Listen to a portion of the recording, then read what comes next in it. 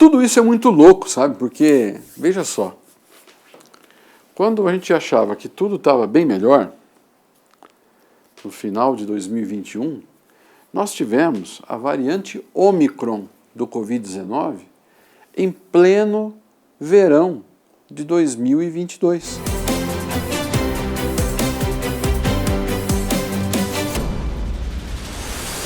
Meu nome é Carlos Alberto Gebrim Preto, sou médico, mais conhecido por Beto Preto, e durante a pandemia eu fui secretário de Estado da Saúde do Paraná. Estas são histórias não contadas da pandemia. É interessante que a vacina da Coronavac tinha uma eficácia na primeira dose de 65%. Mas a vacina da gripe, que a gente toma todo dia, tem uma eficácia de 80%. E ao mesmo tempo a gente toma a vacina da gripe. A Anvisa é uma das agências mais rígidas que existe no mundo. Eu diria até, popularmente, uma das mais chatas. Ela não ia autorizar algo que não tivesse minimamente capacidade de produzir um efeito de imunização. A nossa velocidade de vacinação em determinado momento, que foi uma das mais altas, nós tínhamos capacidade de fazer 3 ou 4 vezes mais. Então nós poderíamos ter vacinado 60% da população em 2 meses, até menos. Mas não aconteceu isso porque faltou dose de vacina e aí tivemos que trabalhar com a escassez. Trabalhamos vacinando a conta-gotas. Veja, um cidadão mediano aí, na mesma faixa de idade que eu tenho, de 50 anos, pouco mais de 50 anos, foi vacinado contra a BCG, contra a tuberculose, contra o sarampo, contra a rubéola, contra a gripe, contra a meningite, ao longo do tempo. E por isso nos livramos, poliomielite, nos livramos de muitas doenças. É um ato de liberdade querer vacinar ou não, claro que é. Mas nós todos, de 30, de 40, de 50 anos, somos filhos do processo de vacinação do Brasil. Se conjugaram esforços no mundo todo, mais de 200 iniciativas de pesquisa em cima de vacina contra o Covid. Algumas deram certo em menor tempo e hoje estão à disposição para vacinar as pessoas e que eu tenho dito, é o nosso salvo-conduto para estar aqui hoje, sem máscara, conversando, dialogando. Mas antes disso, em 2020, nós tivemos um momento que faltou medicação e nós acionamos muito o Ministério e falamos, realmente não temos mais medicamentos. Os medicamentos que são necessários aos pacientes internados em UTIs estão em baixa no Paraná.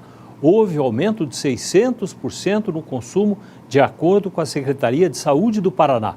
E se não houver reposição, a previsão é que em 3 dias deve começar a faltar medicação. Então, num determinado momento, foi localizado uma carga grande de medicamentos do kit de intubação no Rio de Janeiro. O Ministério da Saúde decretou o sequestro desses medicamentos para posterior pagamento e colocou à disposição do Paraná. E daqui do nosso aeroporto, rapidamente, fomos distribuindo todos esses medicamentos aos hospitais da rede Covid Paraná. Mas veja, então, situações como essa no ano 2020 foram comuns. Houve escassez, houve desabastecimento. Em 2021, na terceira onda, nós tivemos mais dificuldade. Então, esse episódio que eu conto, da ida ao Rio de Janeiro com o sequestro jurídico dos medicamentos, claro, é um ato de força, foi necessário naquele momento, mas não se demonstrou efetivo, porque logo na frente, outra escassez maior ainda veio, e aí foi necessário que o Ministério da Saúde pudesse dialogar com todas as indústrias farmacêuticas envolvidas na confecção, no parque fabril desse tipo de medicamento. Cada vacina tem uma refrigeração diferente. Nós tivemos que armar freezers específicos para cada tipo de vacina aqui na nossa CEMEPAR, no Jardim Botânico, Central de Medicamentos do Paraná. E a distribuição disso tinha uma lógica de descongelamento e de utilização. Então esse foi um grande gargalo da vacinação. Mas com a mão de obra de vacinadores e vacinadoras na ponta, conseguimos dar vazão a essa demanda com tranquilidade. das vacinas da Pfizer de um ultra freezer que conseguisse manter a temperatura da vacina a menos 80 graus. Nos Estados Unidos, isso é mais fácil de acontecer, mas no Brasil, país tropical, nós necessitávamos dos equipamentos. Então, tudo isso nós tivemos que passar. As dúvidas, como fazer, como proceder. Nós tivemos algumas situações em que alguns municípios reclamaram de que existia mais vacinas para determinados municípios do que para outros. E nós conseguimos comprovar que toda a nossa distribuição de vacinas era feita de maneira per capita, claramente. Isso foi importante ser demonstrado. Tivemos ações judiciais, inclusive, de determinados municípios. Não vale a pena aqui constar. Mas, no final, todos estavam juntos. Nós temos problemas com o recenseamento do IBGE, que não acontece desde 2010. Então, existem municípios que, depois de 2010, cresceram muito, que tiveram investimentos de ordem econômica, não? Geraram muitos empregos, atraiu muita população, e teve uma outra quantidade de municípios que perdeu a população.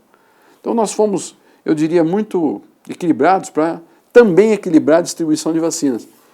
Esse fato nos gerou muito desconforto em algum momento, mas quando você tem boa fé, não trabalha querendo prejudicar alguém em detrimento de outrem, nós conseguimos fazer uma distribuição isonômica, chegou na mão de todo mundo e conseguimos identificar essas diferenças e atendê-las.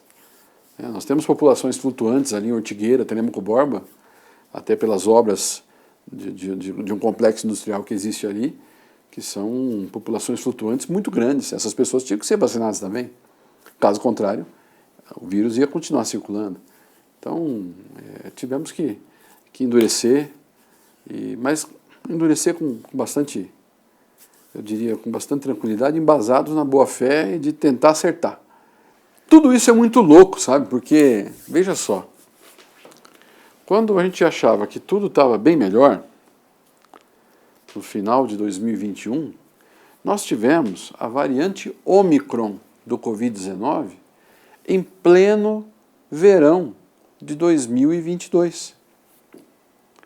Nós tivemos uma explosão de casos muito maior do que as ondas anteriores em janeiro de 2022, em pleno verão.